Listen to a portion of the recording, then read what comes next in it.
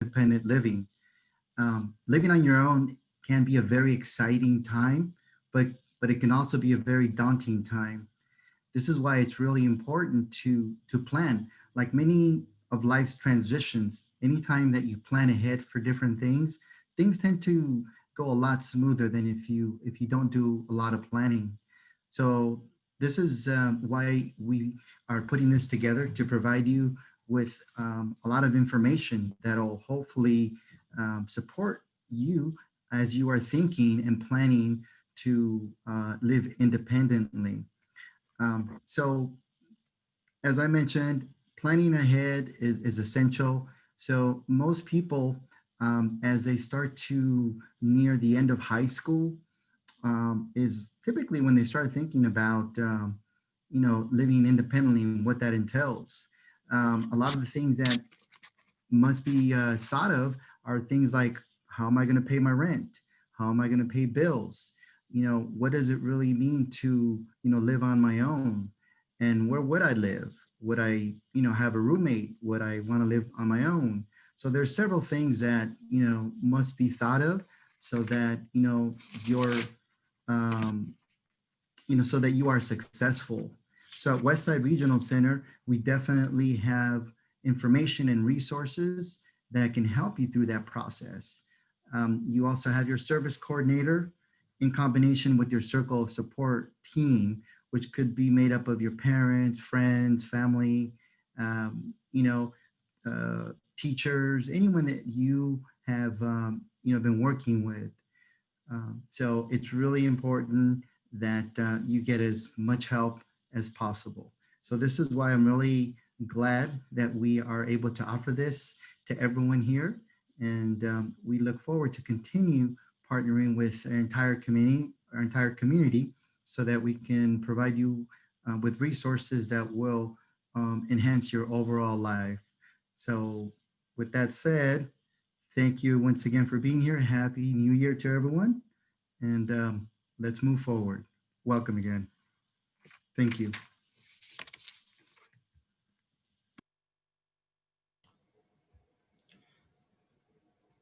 Good afternoon, everybody. I'm Jeffrey Moreno Estrada, the FHA FTH specialist here at Westside Regional Center. So why don't we start planning early? Next slide, please. So what we want to do today is talk about our circle of support.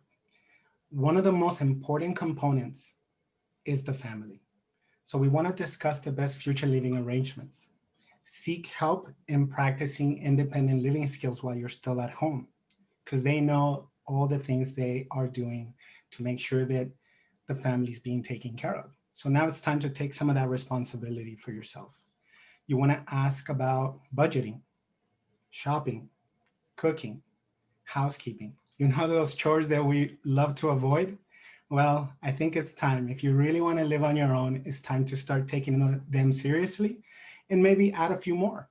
Like ask your parents how much does it cost to pay rent, mortgage, the utilities.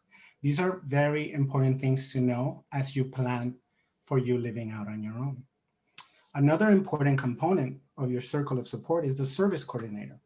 Your service coordinator can provide you information on supports that are available to you within the regional center and outside the regional center.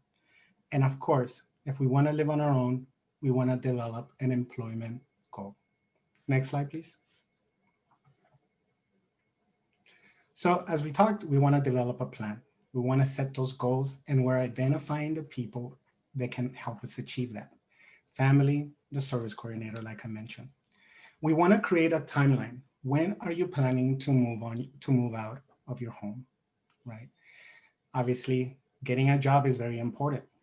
You want to be able to have money to pay for these for the cost of living. You want to open a bank account early. Your parents can help you with that. A CalAble account, a savings account. You want to calculate the monthly income needed for living expenses, right? How much is internet? I know I can't hear your response, but that's a good thing to ask, because we all need internet, especially during these times. We also list the accommodations and supports that you're going to need. Do you need a first floor unit, a second floor unit? These are all things to really think about. You also want to Um, Learn about your rights, disability rights and accommodations that you're going to need. And one of the things that's very important, and we're going to touch a little bit later on, is fair housing laws. What is the role of the landlord and what is the role of the tenant? This is really important to know. Next slide. I'm going to hand this off, but I'll be back in a little bit, okay? Thank you.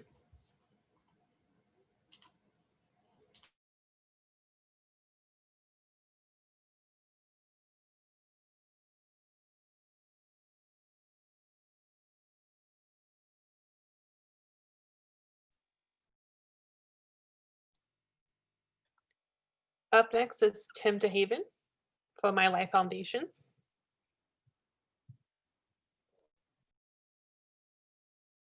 Hello, I'm Tim DeHaven, the director of My Life Foundation.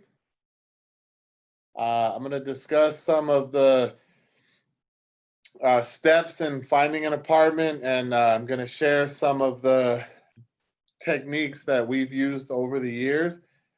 Obviously, living in Los Angeles, finding something that fits within your budget has become probably the most difficult part in finding housing. So a lot of what we do is we use different search apps for property. There are some that charge money for the apartments to list, which sometimes those can be a little more. And then sometimes you have to pay for that. So where we start is we start with a budget, sit down with individuals that are looking at supportive living and put a budget together, internet, all those things, and then how much you can afford for rent. And those are the areas we look. After you figure out a budget, what you can afford, any accommodations you need, first floor, elevator, accessible bathroom, parking. If you want an animal, if you have a pet that you're moving with, some apartments do allow dogs, cats, things like that. Usually there's an extra security deposit. Dogs can be around $250. I've seen it as high as 500. So that goes back to your budget, and if you have the budget for that security deposit. As far as location, usually what we like to do in supportive living is when we're assisting with individuals moving into their own home, we'll go into that community because of a lot of times, again, going back to meeting your budget, sometimes individuals do move maybe a little further away than like where they were living with their parents or family. So what we do when we're looking for apartments, and then after the individuals secure an apartment, we go in the community, walk around the neighborhood. Hey, look, there's a Vaughn's here, there's a Pavilions, there's a store, there's a bus stop here, there's a Metro Link, especially if individuals are working. You want to make sure that you can get to work. If one bus is your goal or maybe only one transfer, you want to look into that. So it is good if you're looking for an apartment to go to the neighborhood, walk around the neighborhood and just see what's around there. Now, again, going back to budget, as you're going to see, moving into supportive living, a lot of this focuses around a budget. But most of individuals that go into supportive living, they have a roommate. Finding a roommate can be challenging. Sometimes, we have friends that, hey, we're going to move out about the same time. Maybe we can live together. There is different resources for roommates. The regional center talking with a service coordinator is pretty good. We've made a lot of connections with roommates working with service coordinators. So it's good to reach out to your service coordinator and just say, hey, we're looking, you know, in the next couple months, moving out. Can you reach out to, you know, some of your colleagues and see what you have? With COVID, obviously things are a little different, but there was like peer mentor and self-advocacy groups. Those were really good places to meet individuals. You can do kind of an online search. Definitely that is an area you want to be cautious of. If that's the route you're going to go, you would want to, you know, really meet with this individual a couple of times to make sure that, you know, it would be a good match. Signing up for housing. Now, this is key. So if you're looking to move out, we have, you know, Section 8, HUD housing. There's a lot of programs that help individuals find affordable housing. Now, what I hear time and time again, oh, the waiting list is 5 years. The important thing with that is 5 years is going to pass no matter what. So you're going to be paying that rent maybe for 5 years. But if you're on the list, when that 5 years, 7 years, 10 years, however long it may end up being, you're on a list. So then all of a sudden it will come up. So it's worth it to get on those lists. My recommendation is when you go on the list, don't be, you know, a lot of times they'll ask you, do you not want to live in this area? You want to live in this area. I suggest you're open to all areas. There's no repercussions for saying, hey, you know what, this doesn't really work for me. Then you stay on the list. So any property that comes up, it's worth checking out because you know, making a small sacrifice to travel a little further for work or to school, or, you know, it's worth the reduction in rent. Subsidized housing is very, very beneficial because a lot of them, it's a third of your income. So I recommend, strongly encourage, get on as many of those waiting lists as you can. Next slide. Okay, so what does this include? Security deposit is something that all apartments ask for. Usually it's the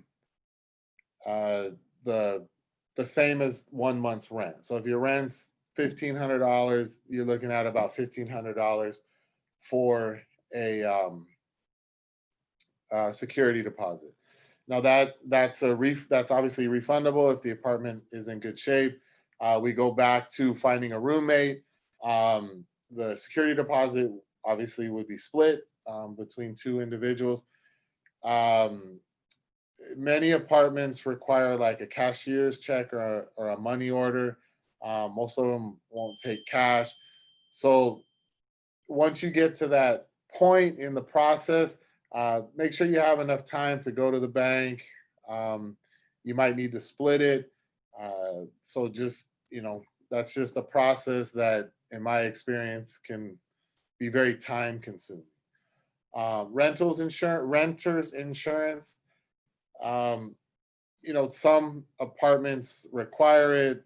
Most of them strongly suggest it, but I have had some apartments that do require it. So you want to ask that beforehand, because just with experience, I've had it happen where they don't say anything about it. We don't have renters insurance. And then all of a sudden 2 months go by and then the rent, there's like a $200 increase on the rent.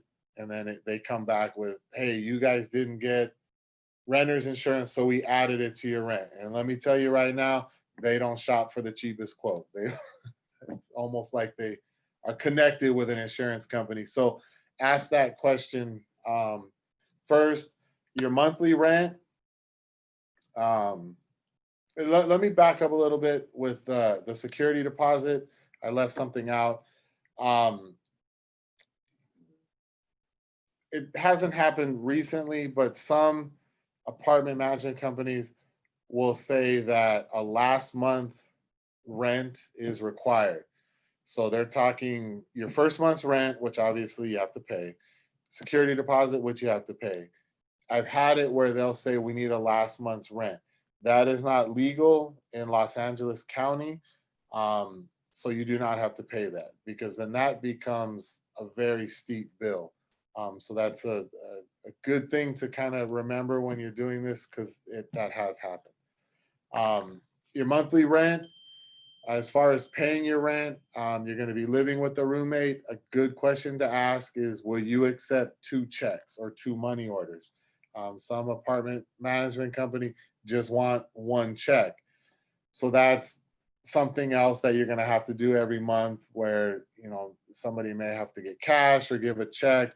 So those are all things you want to work out. You don't want to try to figure that out on the last day of the month when rent's due the next day. Utilities, that's kind of the same thing. Gas, electricity, water. I believe it's Edison. So that's the city of Inglewood, Culver City, anything not LA County, Hawthorne. I believe they would require 1 payment for the gas. So again, that's working out with your roommate. 1 person sends it, and then you pay them back or whatever you work out. Electricity and water. Now, I just with experience, I don't recommend like splitting up the bills. Like, hey, I'll pay the gas, you pay the electricity, because different times of the year, then all of a sudden that can become unfair. So my suggestion is you guys, everyone splits the bill, each bill. So half the gas, half the electricity. Trash pickup is usually included, but again, that's a question to ask because for most of most individuals that are in supportive living, the budget is tight. So if there's even a $25 trash pickup involved with that, that could tip it over to the point where it's not affordable. Food, obviously, that's another expense. Individuals that are on Social Security, SSI, SSA, are qualified for CalFresh, which comes in an EBT card to get food. I've seen it range from $60 a month. I have a few individuals that get close to $200. So that's money you can spend on other things. So I do recommend everyone applying for CalFresh. Transportation. Again, you're looking at the apartment. You're looking for areas where buses are nearby. I'm going to make a comment that may not make me very popular because I know how some people feel about this, but I do recommend that everyone applies for access. I get some of the issues there. I understand it. But it's good to have for some trips. If you have a doctor's appointment and I get the whole window, 20 minutes, we can be late, we can, whatever. But it's a good thing to have because if you're just going to the mall to hang out with your friends, like it doesn't matter if you're 20. Well, I guess it could, but if you're 20 minutes late, it's not the end of the world. If you have a doctor's appointment, I get it. The other thing is when you have an access card, you can ride the bus for free or reduced cost. So with the access card, you can ride the trains, the MTA, the metro. So I do recommend everyone get access. Furniture and appliance. Most apartments are not furnished. If you find one that is furnished, it's usually very, very expensive. There's a lot of apps and different avenues to find free furniture. One thing I've run into with free furniture is check for bed bugs. You bring something with bed bugs, you're going to have an unhappy roommate, an unhappy apartment manager, and unhappy neighbors. So So do check it for bed bugs. I know for myself, um, I get a lot of things donated to us. I put them in storage, and if somebody needs it, I have it. Just had somebody that's donating a fridge. I'm gonna pick it up. I don't need it. Put it in storage. We have it. So those are items that you can find for free. And over the years, I've picked up some really nice stuff. Internet. Internet is expensive, especially if you need like super fast Wi-Fi. But there is deals, so I do recommend looking around. The other thing is there is gas company, DWP, even the internet, and I'll get to the phone in a minute. But if you always ask, do you have either a sliding scale or is there anything for low income? I mean, the worst thing they can say is no. No, we don't have it. Okay. But definitely ask. Ask if there's any programs. As far as the home phone, I mean, the reality is most of us just use cell phones. I haven't had a home phone in like 14 years. But some people still like to have a home phone. There is something called Life Alert. You can get one phone line. So if you have two people, if you're staying with a roommate, you guys each can't get one, but you can get a home phone. It's called Life Alert. You don't have long distance and things like that, but it is a phone. Don't quote me on it, but I want to say it's around $20 a month. It's like $21.99 or something like that. And that's just proof of social security, proof of address, and you would qualify for it. Personal items, eating, going out with friends. This all goes back to your budget, paying your rent, and you just have to decide, can I save $30 on the internet so I can go to the movies with my friends or go out to eat? Those are all, things you can work out with family, your supportive living staff. But moving into supportive living, transitioning out of the family home, it can be, living in a budget is not easy. We've all done it. I'm not going to sit here and say that, when I first moved out of my family home, I was great at budgeting. So it is a kind of a work in progress, but you will have staff to help you with that. Most of you will. Okay, next slide. So we do have some questions Yeah. from our audience. Yes. We do have them from Deborah. She said, or she's asking, I hear the number of landlords that accept Section 8 is greatly reduced. Is that true? That unfortunately is true.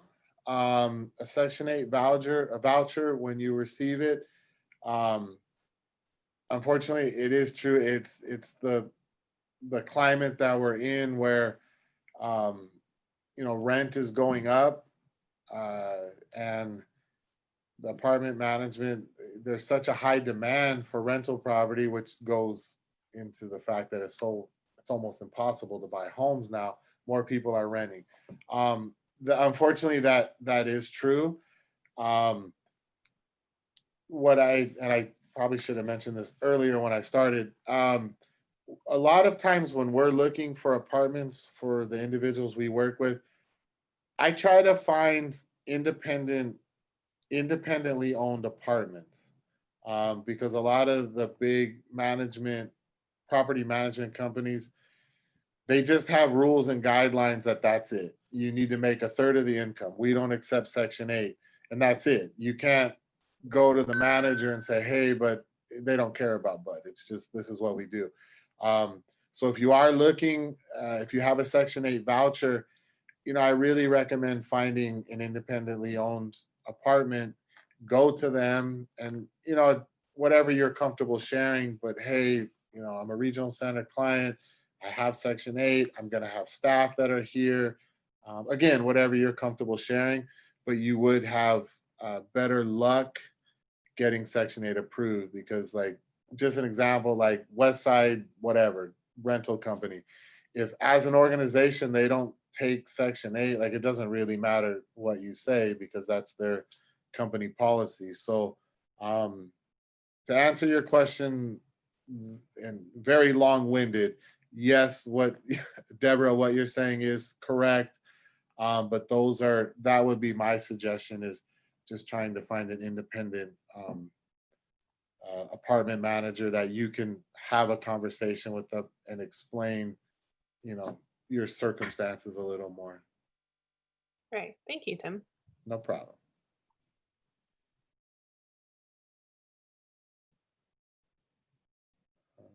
Okay. So getting a part-time job or a full-time job, with our clients that I work with, I always encourage a job or volunteering. The one thing to remember with a job, you have to report it to Social Security. Going back to living on a tight budget, if you have what's called an overpayment with Social Security, they deduct the money. It's a small amount, and I mean, they're willing to take the money back over a couple years. But again, if the budget's tight, $40 a month could unfortunately make or break the situation. So I do recommend jobs, full-time, part-time. I think it's great for our clients, but just keep in mind that you have to report your earnings, monthly payments of SSI. Now, as far as SSI goes, it's very important when you live at home with your parents or with a loved one or family member, your Social Security is less because you have what they consider natural supports. When you move out on your own, you get an increase. So reach out to Social Security, let them know that your living arrangement has changed or is going to change, and you will get an increase in that money. So, I mean, most people are aware of that, but in case you're not, definitely reach out and get that increase. Financial support from family. That's definitely something that Social Security will deduct money from. It's considered income.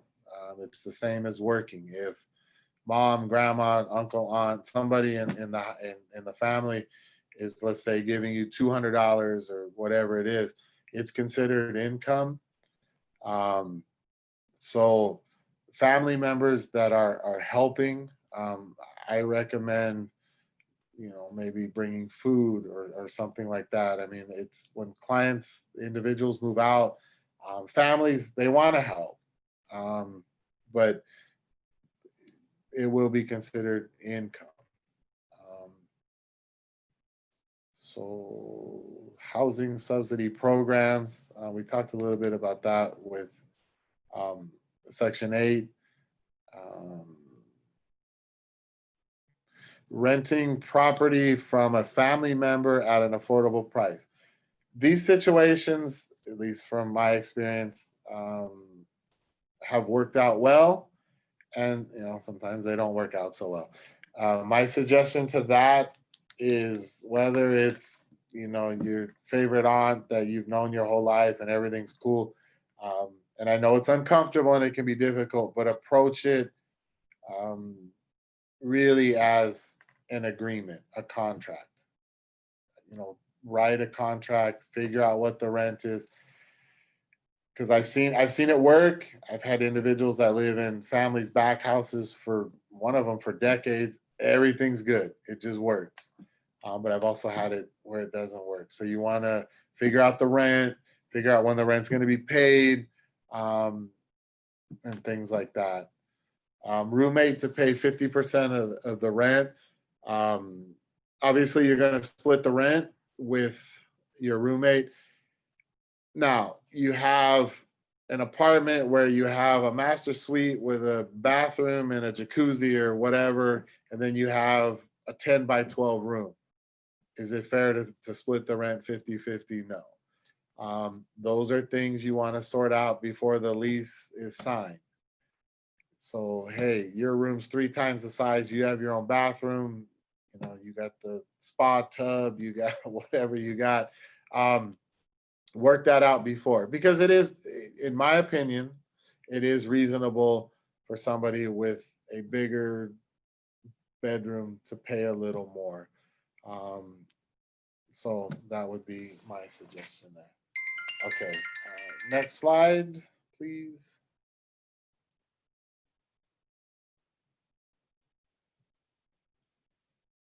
Okay, so we did touch upon some of this, but CalFresh, again, everyone on Social Security is eligible for CalFresh. I haven't quite figured out how they come up with the ratio of how much you get. I've had individuals get like $40, and I've had some that get like $200. Individuals with Social Security qualifying for CalFresh is still a fairly new thing, so I do think they're kind of working it out. I do recommend that when you apply for CalFresh, just make sure you have all the information accurately. If you had CalFresh living in the family home, make sure that you let them know that, hey, I'm not living in the family home anymore. I'm spending $600 a month on rent. That may increase how much you get for CalFresh. So let's see. So we talked a little bit about the internet. Transportation, again, access is a service that doesn't work all the time for some things, but I do recommend applying for access, getting approved for access, because with the access card, you can use that for the buses and the metros and things like that.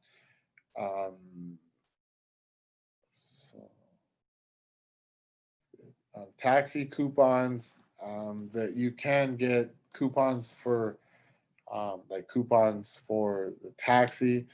So that does work, can work. A lot of our clients have been using Uber and Lyft. Uber and Lyft, prime time, you're going to pay a little more, but that is also an option for transportation. Everything I'm going over, I'm kind of lumping it together, like we don't have COVID. With COVID, everything that's going on now, I have not had the individuals I work with riding the bus. I think public transportation it's just dangerous right now. So we have been utilizing Lyft and Uber. So everything I'm sharing, I'm hopeful COVID will eventually go away. And so what I'm talking about is when life somewhat goes back to normal for us. Next slide. Real quick, Tim. Yes, ma'am. We do have a question asked. Someone's asking, what is Access Los Angeles? Access Los Angeles, it's a transportation company that they have vans. Some of them are wheelchair accessible. And for I think it's like $2.80, they'll take you anywhere you want to go. Sometimes it's ride sharing where they'll pick you up and they got to take some other guy to the doctor and then they got to bring somebody back. Again, with COVID, I do think they stopped the sharing of the rides. But eventually they will go back to that. So the way Access works is you apply. They have what they call a test center. It's in the old Sears building in downtown LA. You go down there and basically an evaluator gives you a test. It's inside the building. It's set up like a little city. It's actually pretty cool. I've done it a few times and it's kind of cool to see how they built a makeshift city in a huge building. They give you a test to see what your abilities are, if you're safe in the community. And then once you're approved, there's different, I don't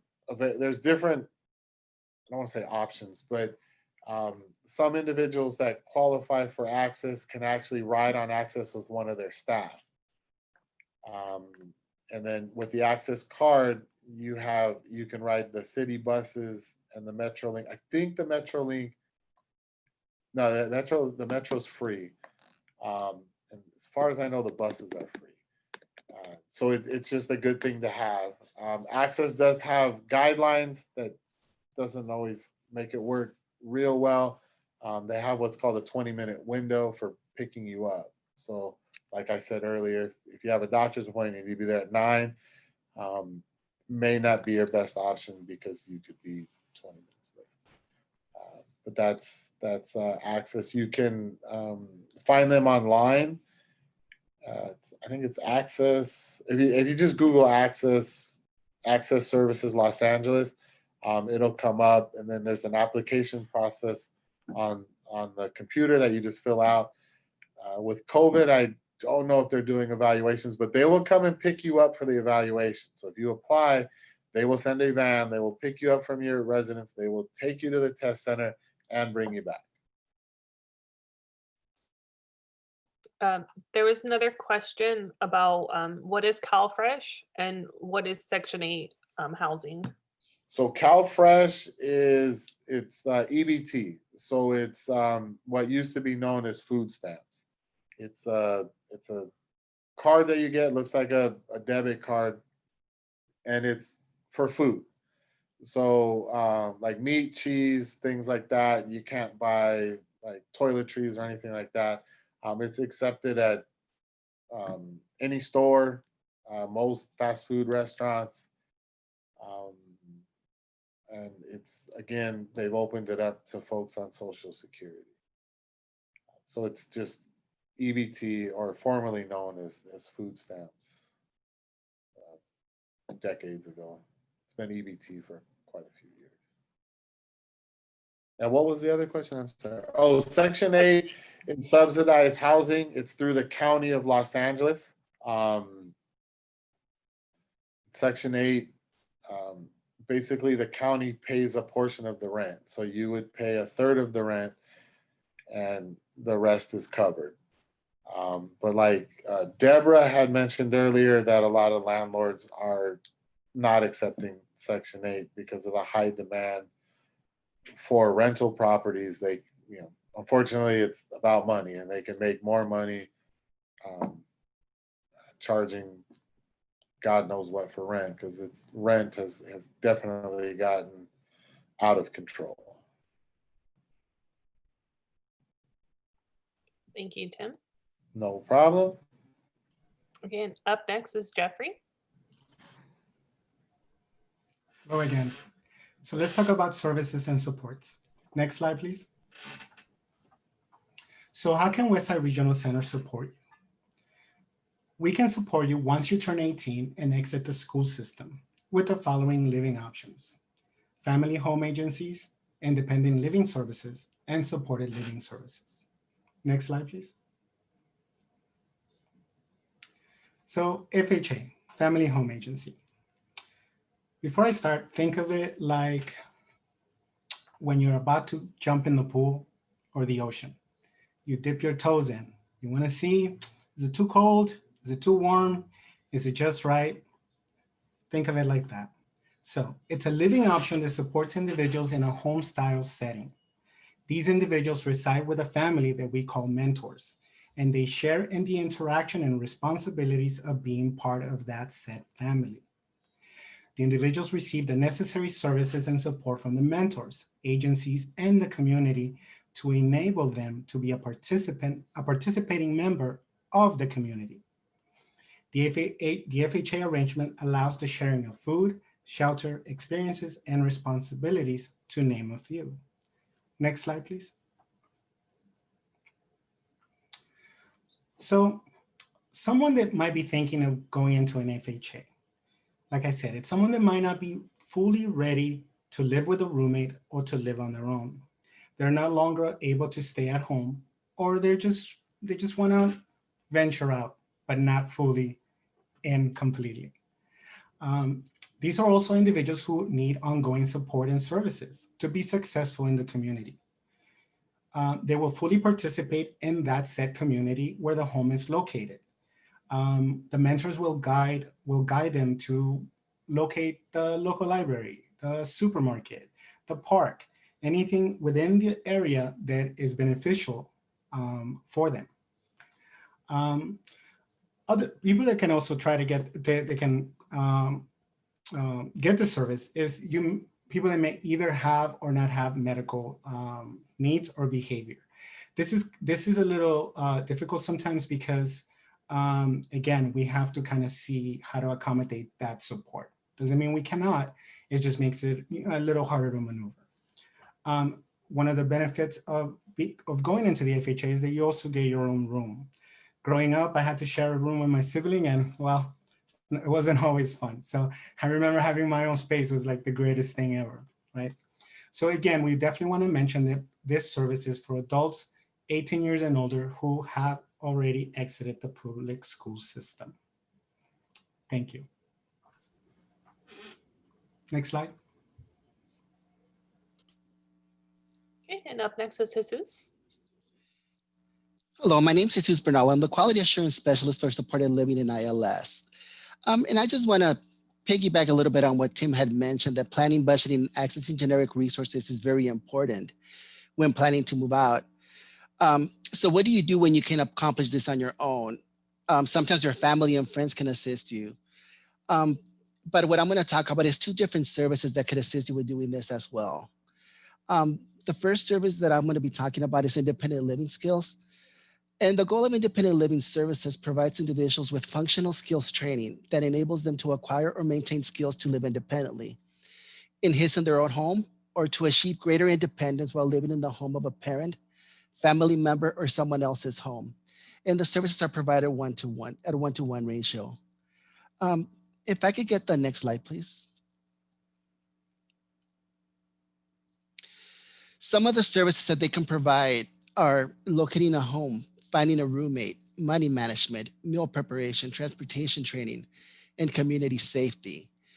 They can also assist with accessing generic resources as well.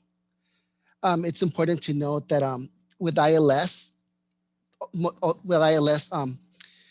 living expenses are paid by the individual through supplemental income, other benefits, benefits or income that they may receive. If I could get the next slide.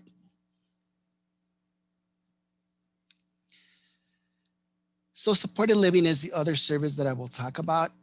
And SLS consists of a broad range of services that are provided to individuals who choose to live in their home, in a home they own, rent, or lease in the community. SLS is offered for as long or in as often as needed, with the flexibility required to meet persons' changing needs over time based on assessments. SLS agencies typically work with individuals to establish and maintain a safe, stable, independent life in his or her own home. And I know Tim had mentioned some of the services that they offer with SLS as well. If I could get the next slide. SLS includes services such as locating a home, appropriate supervision, assisting with personal care, scheduling medical appointments, transportation arrangement, money management, meal preparation, and community access and safety. I know that many times if somebody is not able to access the generic resources, they could assist with doing that. They work with the individual to just reach their goals in living independently. And as well as ILS and SLS, living expenses are paid by the individual through supplemental income, other benefits or income. And individuals that utilize the services are eligible for HUD, Section 8 programs, and they have to be 18 years or older to participate in both of the living arrangements. And next slide. Great, thank you, Jesus. So we see that there are some questions, and we promise we'll get to them right at the end here. I'm Rhiannon Maycomber. I'm the Community Education and Training Specialist here at Westside, and I'm just gonna tie up the rest of our presentation. Next slide, please. So what are your next steps? You've just received, you've heard a lot of information. You probably still have many questions. We're actually sending out a resource guide to everyone that's attending this webinar. It'll be available for you shortly. And you wanna take a look at this. You wanna start developing your plan. I have a younger brother who receives services from the Regional Center. And when he was planning to move out, it was a lot to think about. There are a lot of different considerations. So we really recommend, taking it in small pieces, taking it chunk by chunk. For example, the ABLE accounts that were mentioned are a great way to save money while on SSI. It's something to think about. So the ABLE National Resource Center, their website, which you'll receive in the resource guide, is a good place to start thinking about how could my son or daughter or individual in my family be able to save up and make this happen without it affecting their SSI. And ABLE is a huge help in that area. So start thinking about the future in that way. Start thinking about if you're going to need to have a roommate or want to have a roommate, who does the individual want to live with? Is there someone in their existing circle of support that they might be excited to possibly live with? Maybe join some social groups, talk to your service coordinator about we have different networking groups, self-advocacy groups, where maybe someone can meet another person that would be interested in living with them. So it's never too early to start thinking about these things. And there's a lot to think about. So contact your service coordinator if you are on the brink, or your family members on the brink of wanting to move out, even if it's 4 or 5 years down the road. Request a meeting, start talking about these different types of supports and services that we mentioned. Family home agencies are an excellent option to prepare for kind of the next step of eventually living in an apartment. So we do have services and supports available, but you might not necessarily want to access them. So as soon as you learn about them and understand them, what options are available to you. And then I'm actually our staff liaison for the Political Action Committee here at Westside Regional Center. And I always pitch this because it's super important. There is no subsidy set aside for people with developmental disabilities, no specific housing subsidy. It's unfortunate. And that's why you might have seen in the chat box, someone asked if we're able to, as a regional center, subsidize people's living. And unfortunately, in 99% of the time, there isn't any way that we can. So with that being said, I highly recommend joining our Political Action Committee, because the people that we need to be speaking to about that and advocating about those needs to are our elected officials. So please join us. We meet every second Tuesday at 5 p.m. on Zoom, and you can always find the registration for those meetings on our website, on the calendar. And then finally, next month, we're actually going to be wrapping up this transition series that we've been doing over the course of the last several months. And we're going to be talking about developing a one-page profile for your transition to adulthood. And a one-page profile is it's a person-centered thinking tool, but it's useful for anyone. It contains 3 different sections where you'll just kind of put together a positive introduction about yourself, or, your family member, the individual you're supporting who wants to move out. And it will include all the different things that, are must know about you as you're preparing for transition. And this is a tool that can be used for so many different reasons: introducing yourself to a potential roommate, introducing yourself to, if you have a new service coordinator, if you're moving, out of high school and into a college setting. So this is an excellent tool. This will be a very hands-on workshop. So please join myself and my co-trainer, Megan Mendez, on February 23rd at 5 p.m. for that presentation. And that does it. Thank you so much for joining us. We will take your questions now. So if you want to go ahead, and if you've thought of anything and you haven't already entered it in our Q&A box, please go ahead and type there. And then you can also, if you're on Zoom, we do see we have one hand raised, so we'll catch you soon. You can use the raise your hand feature on Zoom, as well as if you're on the phone, you can press *9 to raise your hand. And we'll take your questions shortly. Thank you.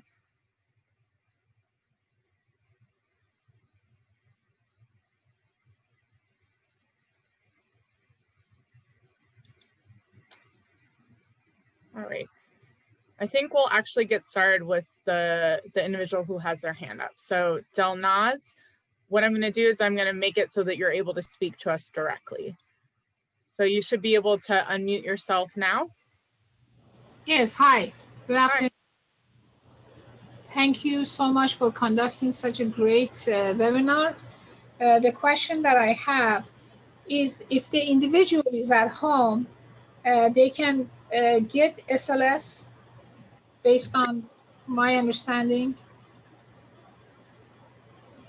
If the individual is at home, can they receive SLS? So if our panelists want to turn their cameras on, just in case you feel like you're the best person to answer the question. But you want to know if when someone is living at home, if they can begin receiving SLS. Yes. Jesus? Yes, so a lot of it has to do with the IPP. It depends it goes case by case. It depends on the IPP and the goals that they have. So everything is driven by the IPP. So it'll depend. So you would have to bring it up with the SC, just because it is case by case. I see. Okay. Thank you so much. You're welcome. And what is the difference? One more question. What is the difference between ILS and SLS? I understand this is an independent living and SLS is supported living. So what is the major difference between? So ILS teaches more the functional skills, and SLS assists with pretty much anything that could come up. So SLS is a little more, provides more services. They could do supervision, they could and they could do a few other things. So that's the main difference. It's that ILS is more teaching the functional services, more of a kind of like a day program per se, in assisting people. But SLS is just, I mean, like I said, it's got a wider range of services they can provide. Okay, thank you so much. You're welcome. Okay, thank you. Jana, were we going to go ahead and do the post survey right now before we take the rest of the questions? Was that our next step? Sorry about that. I jumped the gun on accepting questions. So I'll hand it over to Jana. Yes, if everyone could please take the post survey, there is a link for either English or Spanish in the chat box.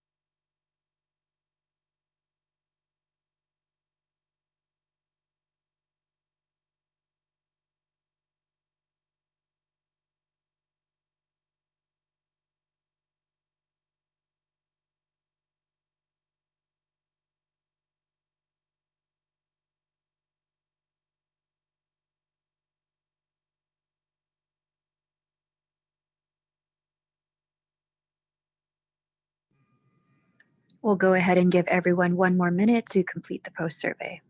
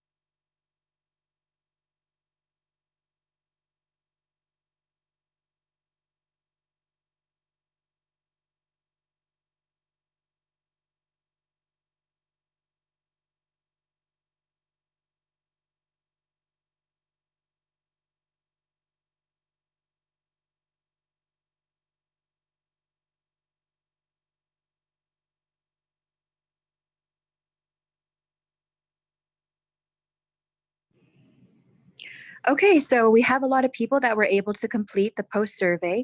Does anyone else have any more questions before we go ahead and close this webinar?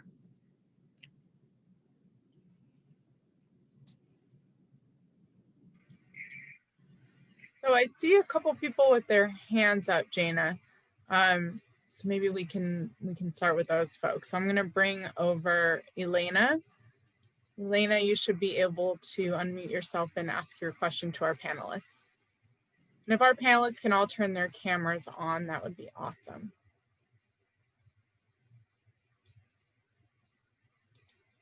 Elena, did you still have a question? You should be able to unmute.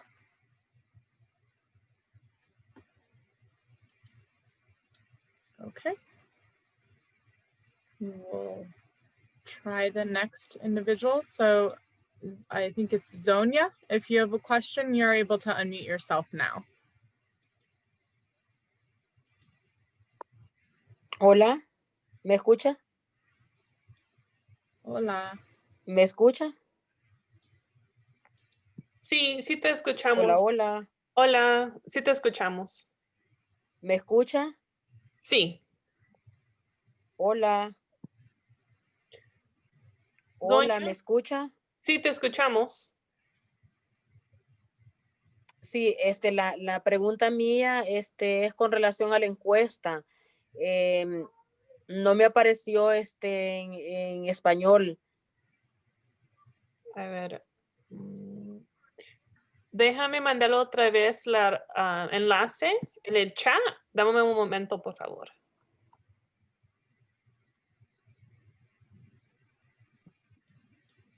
Ok, gracias. Okay. I will move us on to the next question. Are opportunities offered to meet potential roommates? Tim, what are your experiences with helping folks identify roommates? Again, I'm going to talk post or pre-COVID. For us, we do social events with our clients. We meet for dinner, meet for lunch. I get a lot of help from service coordinators at the regional center. Like if someone wants to move out, I'll reach out to the service coordinator. We've actually had a lot of luck with that because they'll, talk to their colleagues and, hey, I have this guy. And then usually what we do is we'll get them together a few times to kind of hang out and see if it works. A lot of the advocacy groups that the regional center puts out work very well. Again, we're talking pre-COVID, but the advocacy groups are really good.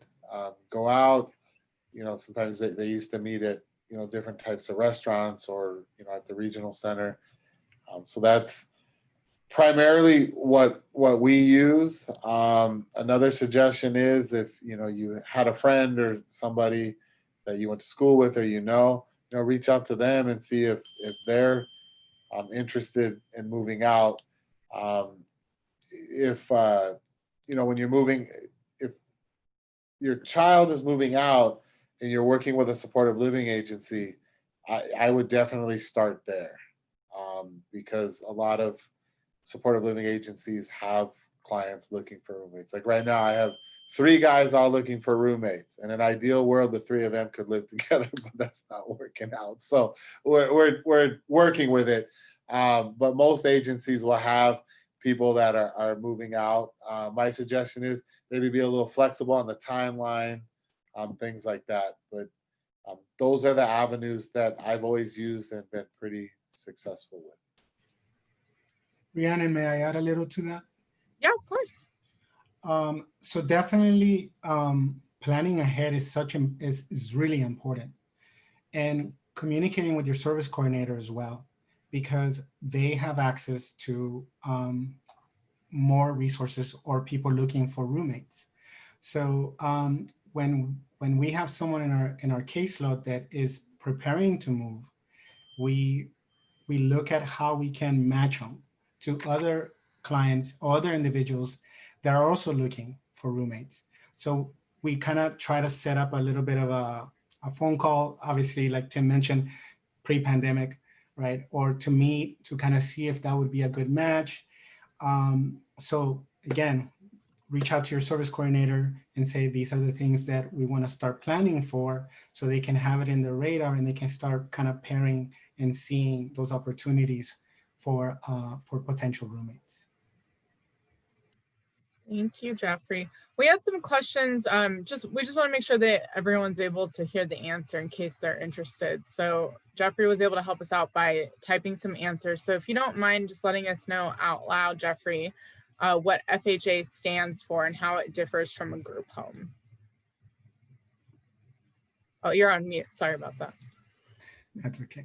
I knew I was going to happen once. So FHA stands for Family Home Agency. And the difference between that and the group home is that the individual's living in a family setting, right? Again, that tipping of your toe a little bit in the water, the components are still kind of set up for that family support.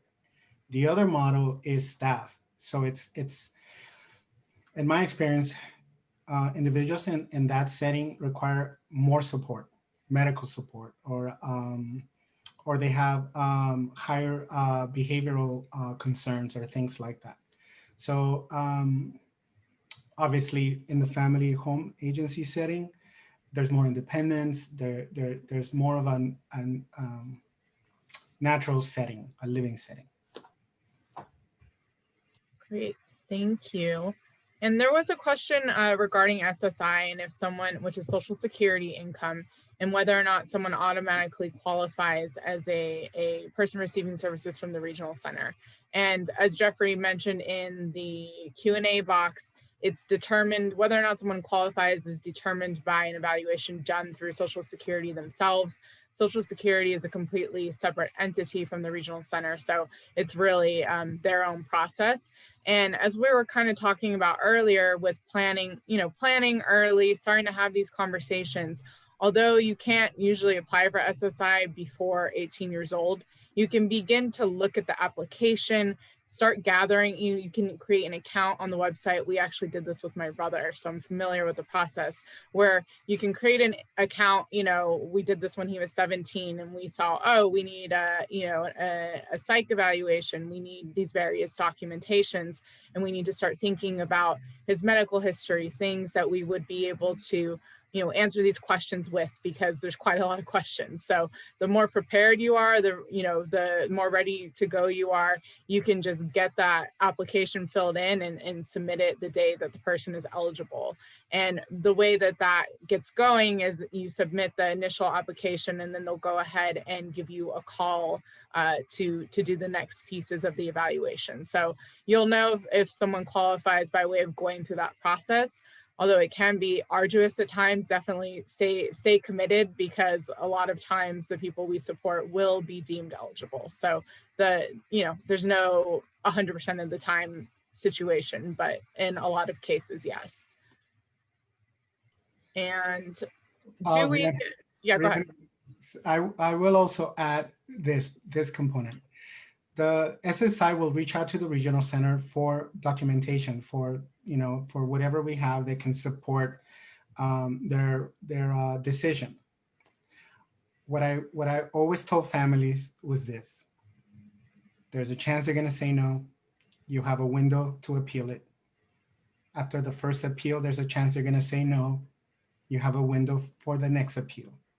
So you keep going, and you keep going until hopefully they say yes.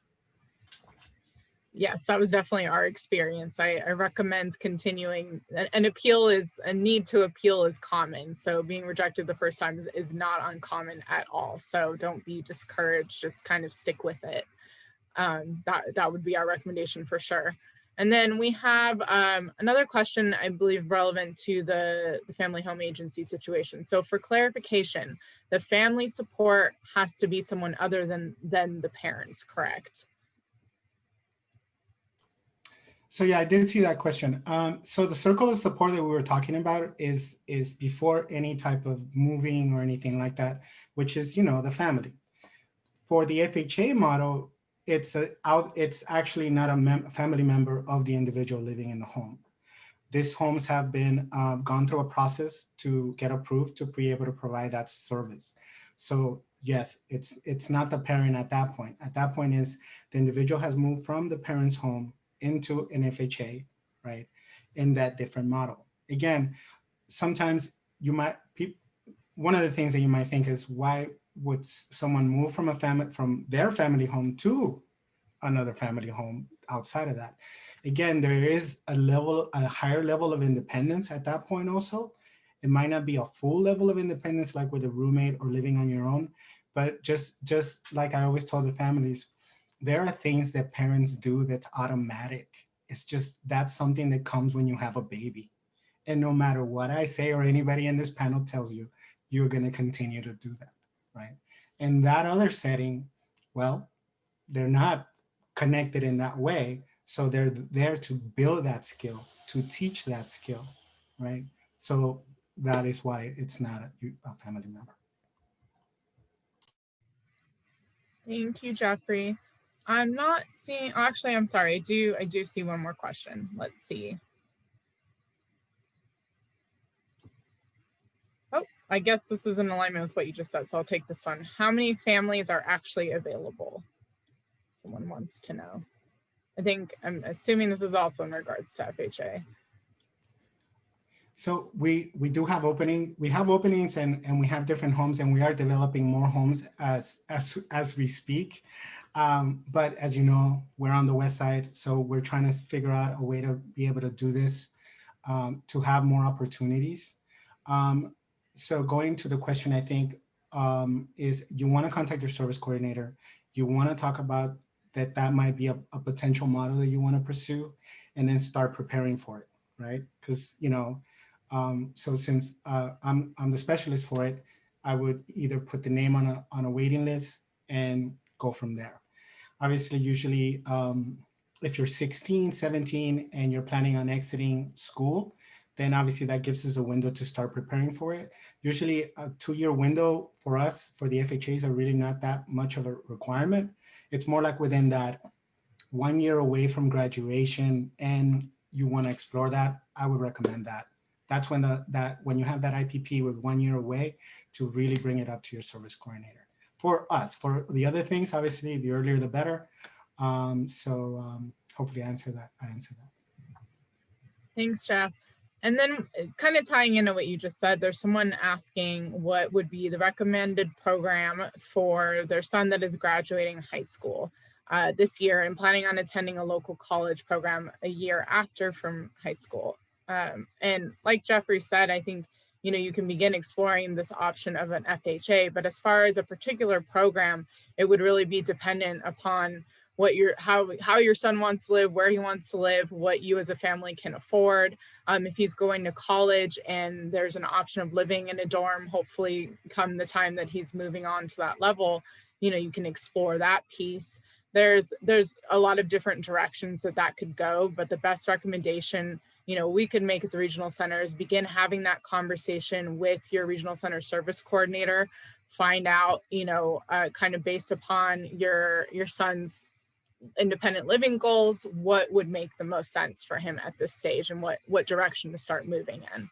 And would our SCs or Tim add, or former service coordinators or Tim add to that in any way?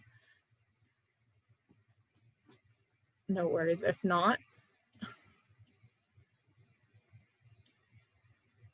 oh, you're on mute, Tim. Sorry, my computer's doing weird things here. Yeah, I mean, it's just to reiterate what you're saying. You know, your service coordinator is definitely gonna be very helpful through the process. Also, if you're working with the supportive living agency, but as a vendor from Westside Regional Center, Westside is very progressive in individuals moving out and moving and becoming more independent. So I wanted to share that piece that, you know, the regional center will definitely be very, very helpful and supportive in this process for the individual and the family. Thank you.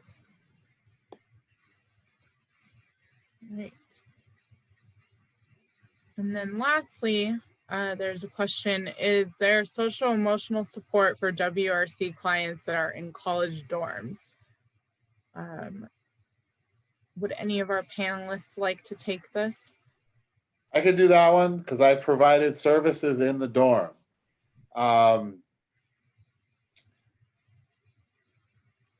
We've done it at CSUN. I've done it with a couple of clients, probably about 4 or 5 at Cal State Northridge.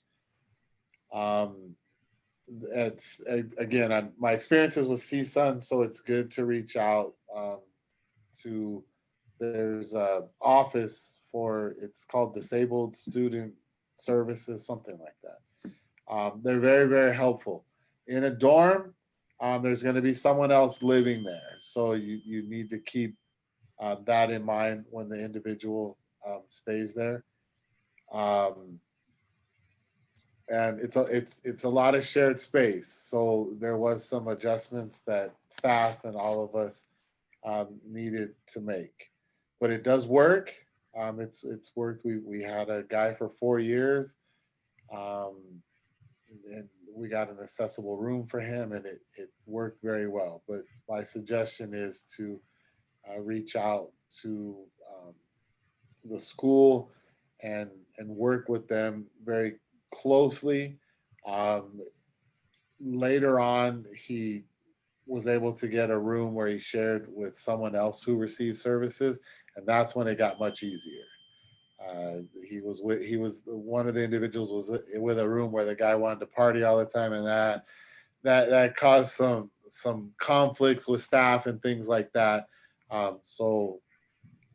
It works. It can work, but just again, talk with like the RA at the school, and just make sure you're real upfront with the needs and how many staff are going to be there, because that was an issue we had where the family wasn't sure how much staff, so they said it would be minimal turned into somebody there every day, which caused some conflicts with he was sharing one with like 4 other guys, and that caused some conflict. So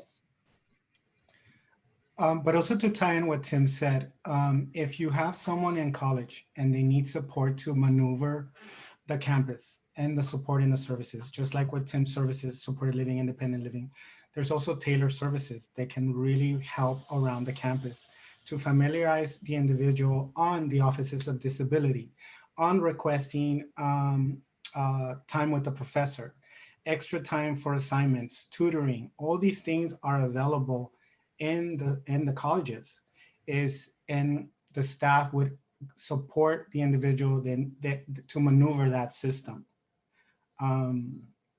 So yes, also the social, I think the emotional support.